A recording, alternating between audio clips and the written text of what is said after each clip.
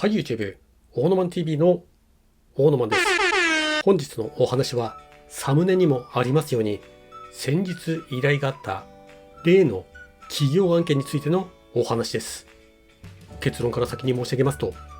今回の案件はお断りしました。理由としては3つあります。まず1つ目は、やる気が低下してしまったことです。案件依頼のメールが届いたときは、やってみたい、やろうという気持ちが大きかったのですが、その届いたメールが本物かどうかの確認作業をしているうちに気持ちの変化が起こりました。届いたメールには会社の電話番号はなく、あったのは会社のホームページの URL。しかもそのホームページにも会社の代表電話が明記されていなかったので、そのホームページの問い合わせフォームから今回の案件について問い合わせしてみました。ところが1週間経っても返事がなかったので、その最初にメールが届いた担当者に、御社のホームページに問い合わせをしたんですけどとメールを送ってみたら、私が問い合わせした内容を含んだ返事が来ました。なんでもホームページの問い合わせ部署とその方の部署とはなんか連動してないみたいです。そしてその時一緒に会社の電話番号も教えてもらいました。会社の所在地は東京なのですが、電話番号は050から始まるものでした。私がそのホームページに問い合わせをした数日後に Amazon や楽天でも取り扱っている商品でした。だから商品としてはちゃんとしているものです。ただ私が気になったのは、そのメールが本物かどうか。担当者から来た、メールのドメインがその会社名になってたので、なら本物に決まってんじゃんと言われるかもしれません。私がホームページに問い合わせした後にコメント欄にあった会社名、代表電話で検索してみたら、一発で電話番号が出てきました。ただその番号と担当者から教えてもらった番号は050以下は全く違う番号となっていました。ちなみに一応コメント欄にもあった法人番号も調べてみたら、ちゃんと存在した会社でした。次に断った理由の2つ目は、今回扱う商品が健康サプリメントであったことです。そもそも無職のおっさんに健康サプリの案件を出すこと自体おかしくねと思ったそこのあなた、甘い。私こう見えて実は無職のおっさんなんですけども、そこら辺の一般的なおっさんから比べたら健康には気を使ってます。特に食べ物、やはりですね、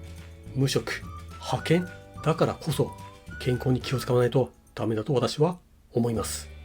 私のチャンネルの中では多分一回もお話ししたことがないと思いますが、私普段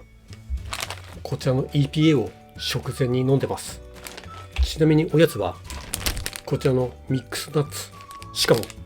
食塩無添加。そんな私なんでコンビニ弁当は買いません。他の動画の中ではラーメンを食べたりしていますが、カップラーメン自体はもう1年以上は食べてません。だから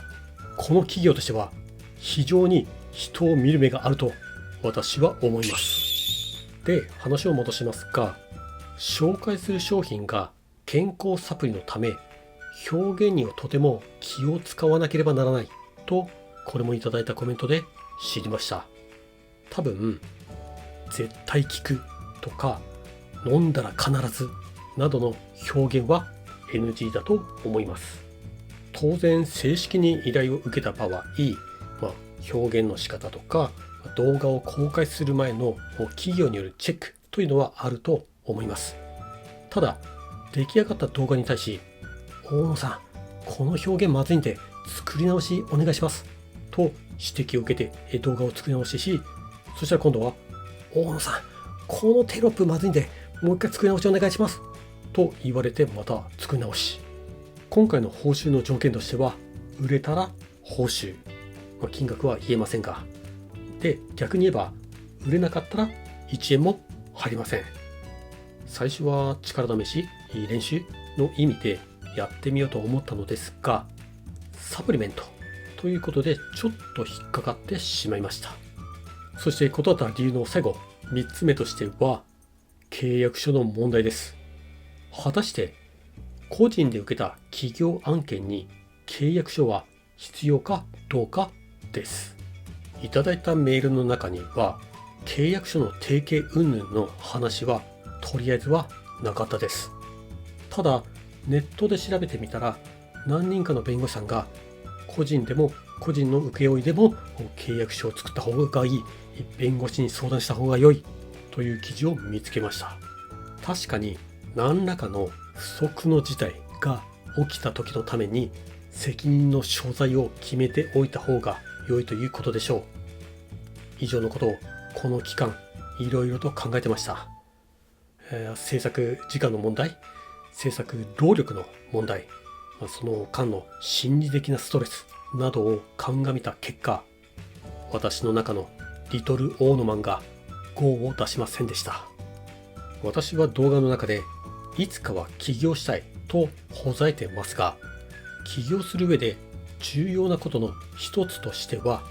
とにかく始めてみることだと思います。悩んでる暇があったらとにかくやってみるというのが第一歩です。今回は起業とは少し異なりますが、その一歩を踏み出すことができませんでした。なかなか次の派遣先も決まらず、私の手持ちのお金もかなり厳しくなり、ちょっと最近気力の低下も感じております。しかも今現在ちょっと風邪気味です。なので案件を受ける気持ちにはなれませんでした。相手の企業にはメールでお断りを伝えました。その日のうちに担当者から分かりました、機会があればお願いしますという返事もありました。今回の企業案件についてアドバイスのコメントをしていただいた皆さん、ありがとうございました。そして私からの企業案件の質問に対して丁寧に答えていただいた中年フリーターりょうさんと独身友50代さんも本当にありがとうございました。りょうさんはですね、コメント欄で知りましたが、私と結構境遇が似ている方です。もしよかったらりょうさんの動画もご覧ください。対するともさんは、この人はお金がある、無職だけどお金がある。